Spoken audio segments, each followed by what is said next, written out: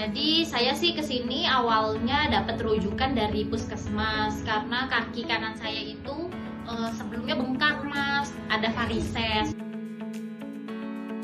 Kan saya dapat waktu itu dapat rujukannya itu kan ada di Mobile JKN tuh mas. Saya cobalah di Mobile JKN, langsung bisa daftar sih mas, langsung juga dilayani itu, jadi bisa cepet sih.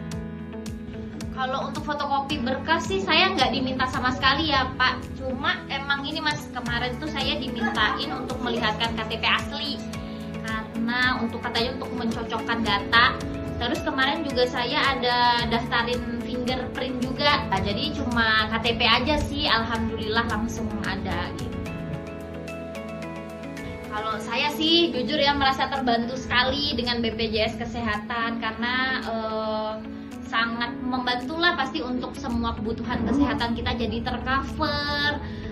Terus kita juga bisa punya manfaat ketemu sama dokter spesialis, punya manfaat untuk melakukan tindakan sesuai indikasi. Kemudian di sini juga fasilitasnya lumayan lengkap, dokternya lengkap juga. Jadi alhamdulillah saya terbantu banget sih di sini.